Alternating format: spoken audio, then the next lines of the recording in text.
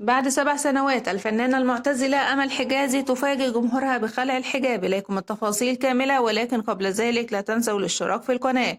خلعت المطربة اللبنانية أمل حجازي الحجاب بعد 7 سنوات من ارتدائها، حيث تفاجأ جمهور المطربة اللبنانية المعتزلة أمل حجازي بمقطع فيديو متداول لها ظهرت خلاله وهي تحتفل بخلعها الحجاب بإحدى المحلات التجارية. وظهرت أمل حجازي وهي تجلس في أحد المتاجر دون حجاب وتحتفل بخلعها له وتغني أغنيتها الشهيرة من زمان وسط تعليقات الجمهور بين مؤيد ومعارض.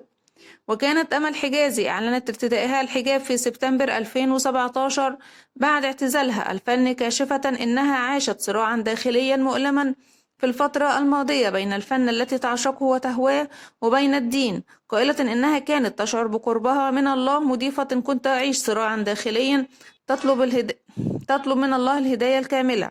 وسبق وردت أمل حجازي على منتقديها بعد هجومها على العديد من النجوم الذين أقاموا حفلات غنائية ليلة رأس السنة ومساهمتهم في وجود العديد من التجمعات الكبيرة.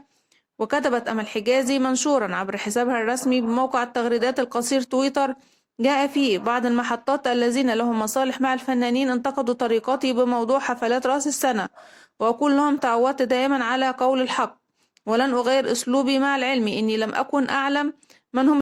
ووصلتني صور لصالات تعجب الناس، وعلمت أيضا أنه يوجد أسرة خالية في المستشفيات، وأعيد وأكرر إنها بلا ضمير. وإلى هنا نكون وصلنا إلى نهاية خبرنا. دمتم في رعاية الله وأمنه، والسلام عليكم ورحمة الله وبركاته.